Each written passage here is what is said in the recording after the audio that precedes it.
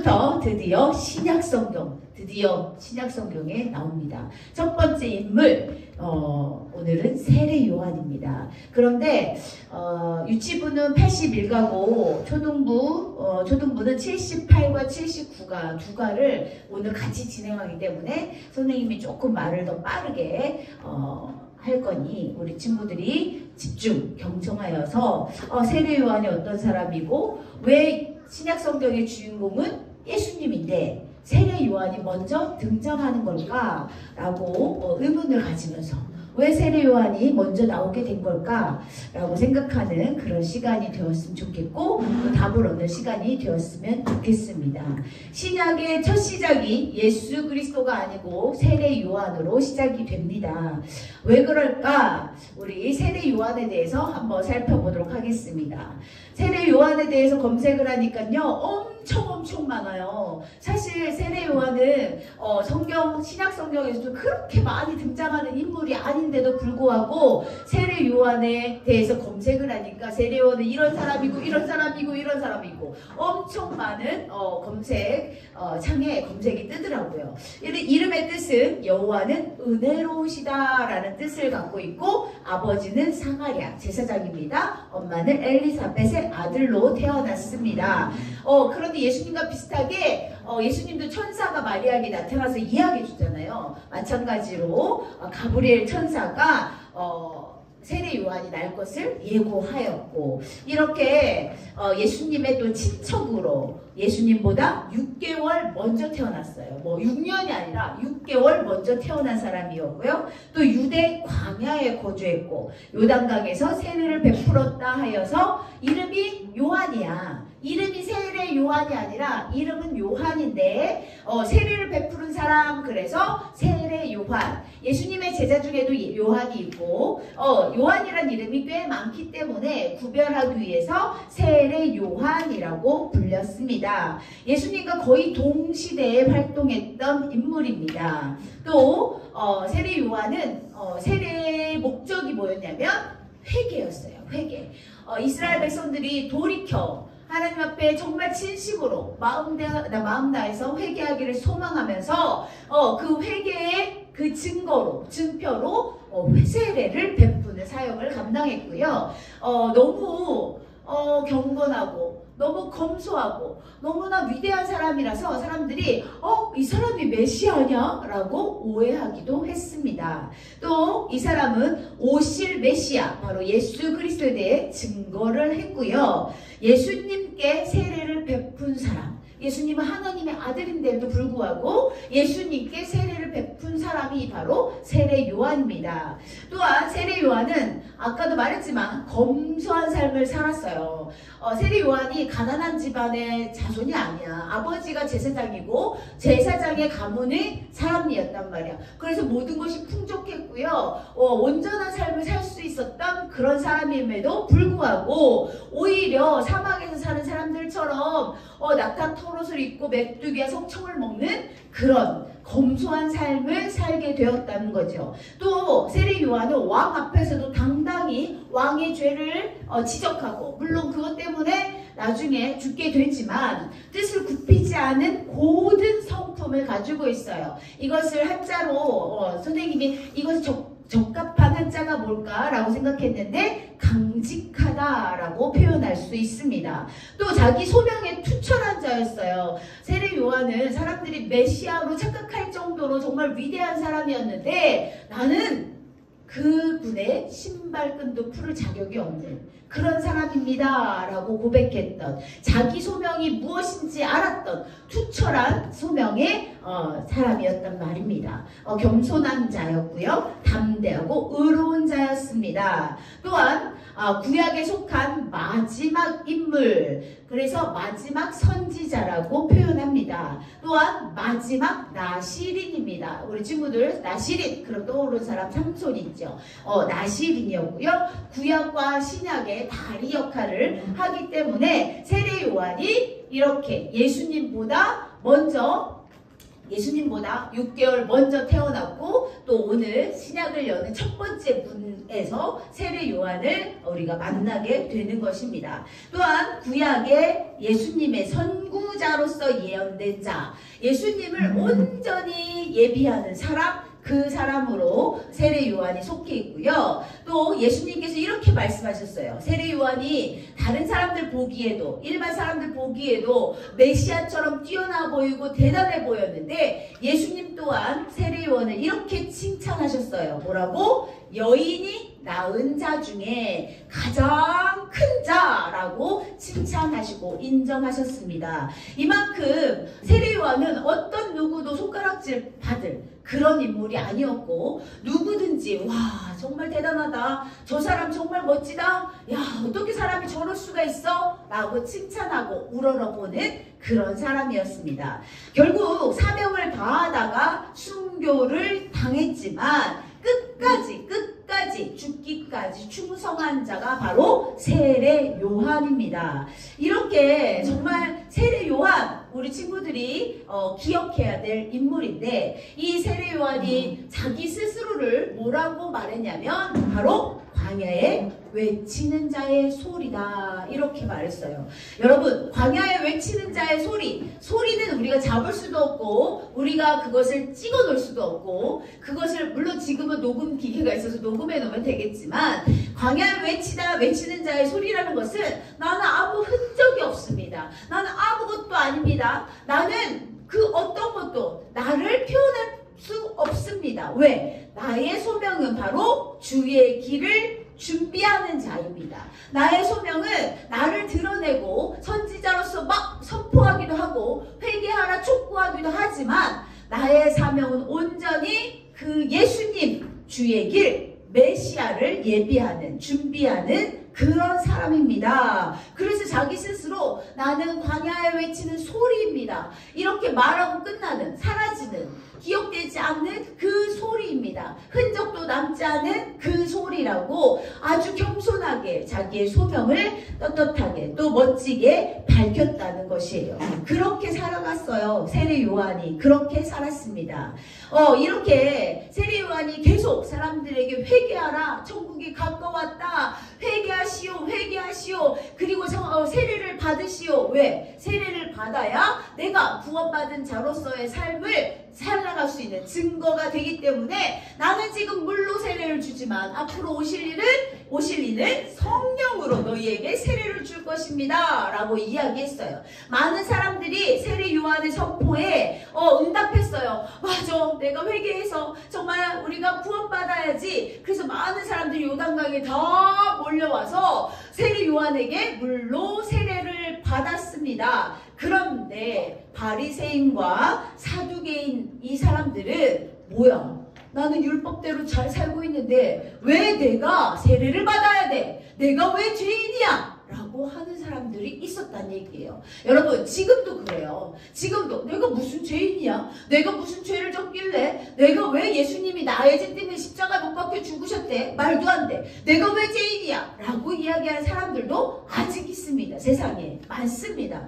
여러분, 아무리 우리가 회개를 촉구해도, 아무리 우리가 하나님 나라가 이제 곧 올 것입니다 라고 이야기를 해도 어때? 그것을 거부하는 사람들이 있다는 거예요. 여러분은 그것을 거부하는 사람이 절대로 돼서는 안 돼요. 하나님이 누구를 통해서 말씀하실지 몰라요. 우리 친구를 통해서, 또 부모님을 통해서, 선생님을 통해서, 목사님을 통해서 여러분에게 회개하라, 회개를 촉구하는 그 메시지를 들려주실 때마다, 또 성경 말씀을 통해서 들려주실 때마다 우리 죄가 무엇인지, 내가 갖고 있는 죄가 무엇인지 고백하고 회개하는 그런 놀라운 순종의 모습이 필요하다는 거예요. 이렇게 세례 요한은 정말 말도 안 되는 일들을, 하나님이 예비하신 그 모든 일들을, 그 사명을 완전하게, 완벽하게, 철두철미하게 다 이뤄낸 사람입니다. 그 사람이 주의 길을 예비하라, 그가 오실 길을 곱게 하라, 평탄하게 하라 라고 말한 그 인물이 바로 누구야? 예수님이라는 거예요. 이제 드디어 우리가 기대하고 기대하던 구약에서 계속 선포하던 그 메시아, 우리를 구원하실 그 구원자 메시아 예수님이 등장하게 된다는 것입니다.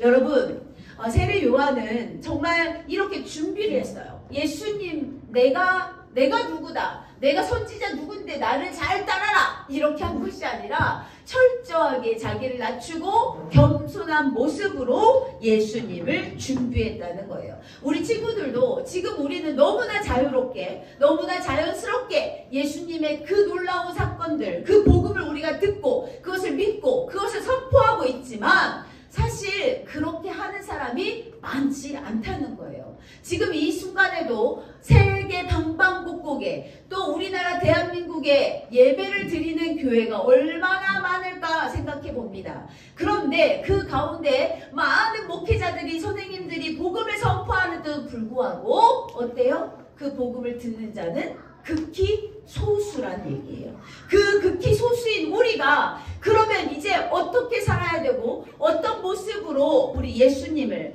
당당하게 전할 수 있을까? 세례 요한이 그 예수님의 길을 준비해서 결국에는 세례 요한은 순교하여 죽었지만 우리 다음 세대들은 이 예수님을 어떻게 이 세상에 전해야 될까? 오늘 이 시간에 그 부분까지도 고민해 봐야 된다는 거예요. 그런데 여러분, 세례 요한이 이렇게 요단강에서 많은 사람에게 물로 세례를 베풀고 있을 때, 회개를 촉구하고 물로 세례를 베풀고 있는데 예수님이 나타나셨어요. 멀리서 봐도 누구 같아? 예수님이야. 세례 요한이 깜짝 놀랐어요. 그리고 예수님이 어떻게 여기 오셨어요? 그랬더니 예수님이 말씀하셔요. 나에게도 세례를 베풀어줘. 나에게도 세례를 베풀어 주세요. 이렇게 얘기했어요. 제가 감히 어떻게 예수님께 세례를 베풀어 줍니까? 라고 이야기했습니다. 그러나 예수님께서는 그를 설득했어요. 세례 요한을 설득했어요. 당신이 나에게 물로 세례를 베푸는 것이 바로 하나님의 의를 이루는 것입니다. 그러니 나에게 세례를 베풀어 주십시오 라고 얘기했고, 세례 요한은 어떻게? 예수님에게 세례를 베풀게 됩니다. 그림을 보여주세요. 네, 이렇게 물로, 세례 요한은 물로 예수님께 세례를 베풉니다. 지금의 우리가 세례받는 모습과는 조금 달라요. 그렇죠? 또 침례교라고 있거든요. 우리 장로교고, 침례교는 진짜 이렇게 따뜻한 날에 물가에 가서 이렇게 진짜 침례를 하는 경우도 있다고 합니다. 어쨌든 우리가 받는 그 세례와 모양은 형식은 조금 다를지 모르지만 이 세례의 모습, 세례의 방법, 세례의 뭐 이런 모양은 조금 다를지 모르지만 그 마음은 다 똑같습니다. 이렇게 세례 요한이 예수님께 세례를 베풀었어요. 마음과 정성과 뜻을 다하여서 예수님께 세례를 베풀게 됩니다. 그리고 예수님이 그 세례를 받고 이렇게 딱 나올 때 놀라운 일이 일어났어요. 하늘에서 하늘이 싹 열리고 성령이 비둘기같이 내려오고, 그리고 하늘에서 음성이 들렸는데 그 음성이 바로 이 음성입니다. 이는 내 사랑하는 아들이요 내 기뻐하는 자라. 하나님께서 예수 그리스도, 인간의 몸으로 이 땅에 오신 그 예수 그리스도의 정체성, 너가 누구야? 인간의 몸으로 왔지만 너는 내 아들이야 라는 것을 확실하게 말씀해 주셨다는 얘기예요. 이렇게 많은 사람들이 보고 있었고, 세례 요한도 그 상황을 지켜보고 있었을 때 예수님의 그 놀라운 은혜, 이제 여기서부터 예수님의 사역이 시작되는 거야. 예수님은 왜 하나님의 아들인데, 죄도 없으신데 왜 세례를 받아야만 했을까라고 우리가 궁금해할 수 있어요. 죄가 없으신 예수님, 죄가 있는 우리들은 반드시 우리가 회개를 하고 또 구원의 자리에 이르기 위하여 목사님께 세례를 받게 되는데, 죄도 없으신 하나님의 아들이야 라고 말씀하셨던 그 예수님이 왜 사람인 세례 요한에게 세례를 받으셨을까? 바로 아까도 잠시 얘기했지만 하나님의 의를 이루기 위해서 그렇게 하신 거예요. 이게 무슨 말이냐면 밑에 해석하여 적어놨습니다.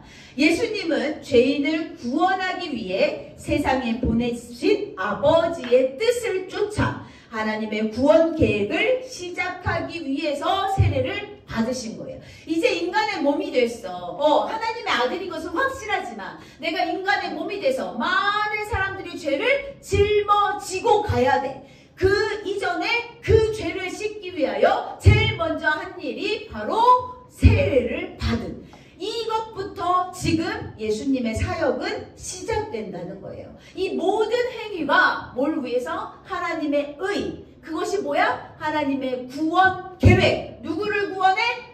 저와 여러분을. 이 세상 모든 사람들을 구원하시기 위해 예수님은 또 다시 한번 낮은 자의 모습으로 세례 요한에게 세례를 받으시면서 사역을 시작했다는 것이에요.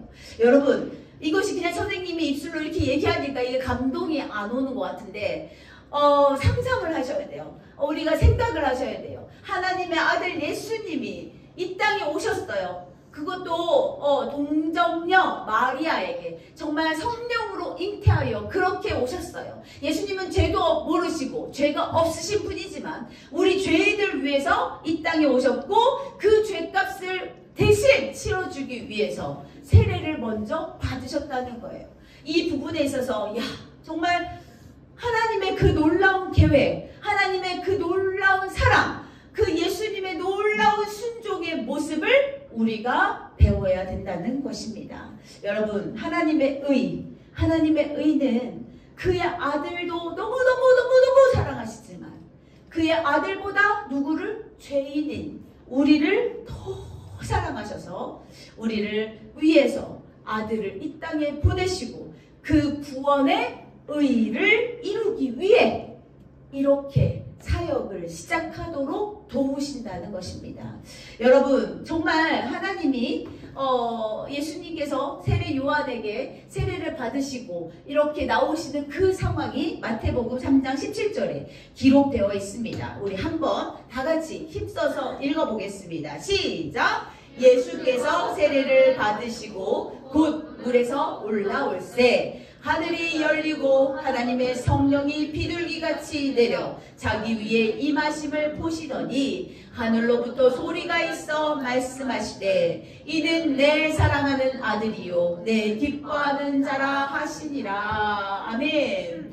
우리 하나님께서 예수 그리스도를 이 땅에 보내셨을 때 물론 감사와 기쁜 마음, 사랑의 마음으로 보내셨지만 마음이 너무너무 아프셨을 거야. 너는 내 사랑하는 아들이다. 걱정하지 마. 내가 너와 함께 할 거야. 너는 그 구원의 사역, 그 하나님의 의를 이루기를 간절히 소망한다. 라고 말씀해 주시는 거예요. 내 사랑하는 아들, 내 기뻐하는 자야. 너의 정체성은 바로 나의 아들이라는 것을 하나님께서는 이 아들에게 정확하게 말씀해 주셨다는 것입니다. 여러분, 예수님의 길은요, 고난의 길이었어요. 결국엔 죽음의 길이었어요. 인간의 몸으로 이 땅에 오셔서 결국 그가 해낸 일은 죽음의 일이었다는 것을 꼭 기억하셔야 됩니다. 누구 때문에? 나 때문에. 여러분 때문에 우리 예수님께서 돌아가셨다는 것을 꼭 기억하는 이 시간이 되었으면 좋겠습니다. 그런데요, 예수님은 하나님의 아들이지만 인간의 몸을 타고 왔기 때문에, 인간의 몸으로 이 땅에 오셨기 때문에 능력이 필요했어요. 그 능력이 뭐냐면 권능입니다. 그 권능을 받아야 우리 예수님께서 그 사역을 더 잘 하실 수 있었고 더 열심히 또 그 하나님의 능력을 우리 사람들에게 보여주실 수 있었는데, 그 권능이 바로 성령의 임재를 통하여서, 또 성령의 충만함을 통하여서, 그리고 성령의 그 능력을 통하여서 예수님이 죽은 사람도 아픈 사람도 살려내는, 또 정말로 어부로 그냥 살아가는 그 사람들을 사람을 낚는 어부로 만들어 주시는 그런 놀라운 일들을 행하셨다는 것을 우리 친구들이 꼭 기억해야 돼요. 여러분, 성령의 임재, 성령의 충만, 성령의 능력, 그 권능을 통해서 우리가 하나님 일을 할 수 있다는 것을 꼭 기억해야 돼요. 선생님이 능력이 많아서, 공부를 잘해서, 학력이 높아서, 선생님이 똑똑해서 그래서 하나님 일을 할 수 있는 것이 아닙니다. 여러분이 공부를 잘한다고 하나님 일을 할 수 있는 것이 아니에요. 지식이 많다고 하나님 일을 할 수 있는 것이 아니에요. 말을 잘한다고, 잘생겼다고, 똑똑하다고 그래서 하나님 일을 할 수 있는 것이 아닙니다. 하나님 일은 온전히 성령의 임재와 충만함과 성령의 능력으로 할 수 있는 일인데, 그럼 난 못하겠다. 난 성령의 임재를 경험한 적도 없고 성령의 충만함을 받은 적도 없고 성령의 능력을 행한 적도 없고 난 아무 경험도 없는데 내가 어떻게 하나님 일을 하겠습니까? 그러면 하나님 일은 이 사람 몇 사람만 하는 거 아닙니까? 라고 이야기할 수 있어요. 그런데 그것이 아닙니다. 우리 친구들이 암송하는 말씀 중에 사도행전 1장 8절 말씀을 우리 함께 암송해 보겠습니다. 시작! 오직 성령이 너희에게 임하시면 너희가 권능을 받고 예루살렘과 온 유대와 사마리아와 땅끝까지 이르러 내 증인이 되리라 하시니라. 아멘. 여기에 오직 성령이 너희에게 임하시면, 너희라고 말씀하셨지. 여기서 목사님, 전도사님, 강도사님, 선생님, 교사 요 몇 사람만 하는 것이 아니라 하나님의 자녀로 부름받은 우리 모두가 어떻게 성령으로 권능을 받아서 어떻게 증인의 삶을 살아라, 이렇게 말씀하시고 계시는 거예요. 여러분, 우리가 계속 얘기합니다. 삶으로 증명해요. 삶으로 믿음을 증명해요. 삶으로 우리 믿음을 어떻게 보여줄 것인가. 우리가 1박 2일 동안 계속해서 선포했어요. 욥처럼 보여줘, 보아스처럼 보여줘, 또 누구지?